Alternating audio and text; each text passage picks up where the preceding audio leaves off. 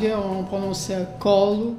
Même pour les Portugais, c'est un peu étrange. Pourquoi est-ce que le film s'appelle comme ça? On a décidé de ne pas traduire parce qu'en portugais, ça veut dire plusieurs choses. Par exemple, tenir un enfant sur les genoux ou comme ça, dans les bras. Les tournements, enfin, du titre, ça, pour les Portugais, c'est pareil.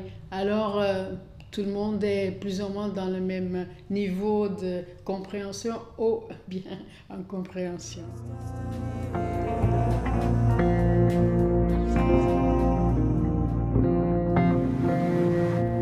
Pai? Pai, onde é que estás?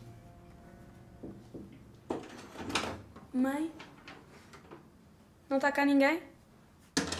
Une des raisons pour cette manque de communication en général, c'est déjà le manque de temps, parce que les gens n'ont pas le temps les uns pour les autres. C'est un boulot pour avoir de l'argent, pour payer toutes les choses qu'il faut payer chaque mois, mais le temps de vraiment vivre et être heureux, c'est un luxe. Onde é que estavas? O que é que aconteceu à mãe? Também não sei. Eu fui lá abaixo, dei uma volta. Não sei o que lhe aconteceu. Pensei que já pudesse ter até chegado sem eu ver. Telefona? Já telefonei. E? Nada. La personne qui ne travaille pas, dans le cas du film, c'est l'homme. Il commence à avoir le sentiment qu'il est complètement inutile et que sa vie n'a pas de sens. Il y a le problème de l'argent, mais aussi la façon dont les jeunes regardent maintenant les parents qui ne travaillent pas. Comment est-ce qu'ils regardent? Parce que, par exemple, j'ai connu des histoires où les jeunes, les adolescents ont même honte des parents parce qu'ils trouvent que les parents sont nuls parce qu'ils ne travaillent pas. Estás maluco, pai? E não janta? Não sei. Eu vou ficar por aqui à volta do prédio, pode ser que ela volte.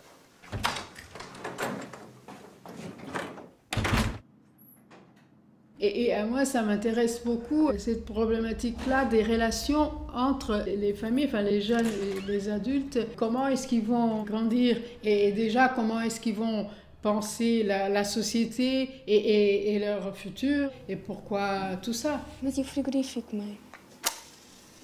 Vai-se estragar tudo. E o computador? E os telefones? Tudo precisa de luz, mãe.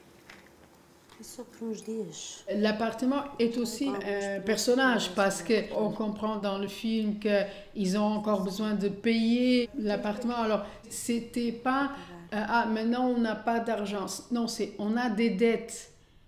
Et les dettes, c'est horrible parce que c'est très angoissant. Comment on va faire?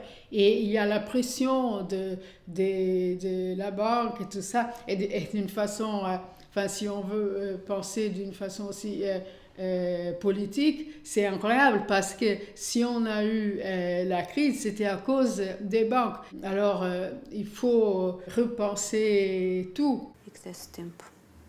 Tempo para quê? Para pagar. Eu posso pedir a algum vizinho para carregar lá os telefones? Acho bem. Queres levar este para o teu quarto? La femme n'a presque pas d'espace. Je pense qu'elle est d'une certaine façon presque comme une ombre, un fantôme, quelque chose comme ça dans l'histoire. La fille, comme enfin, tous les adolescents, ils ont besoin d'espace. Et le père, il est déjà désespéré, il se perd. Et d'une certaine façon, la seule qui n'a pas peur encore, c'est l'adolescente, la fille. Elle a encore une énergie d'aller voir et de ne pas avoir peur de la nuit, d'aller dans des endroits enfin, qu'elle ne connaît pas. Et voilà, et après, chacun se perd.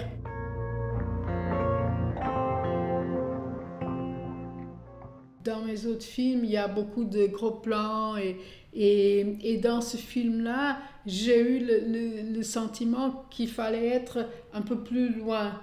Et plus loin, c'est toujours plus difficile. C'est un peu comme presque une relation amoureuse, mais ça se sent aussi pendant qu'on tourne. Et il y a une question de confiance. Il faut avoir cette confiance. Et heureusement, j'ai toujours trouvé des gens extraordinaires avec qui j'ai pu avoir ce genre de rapport.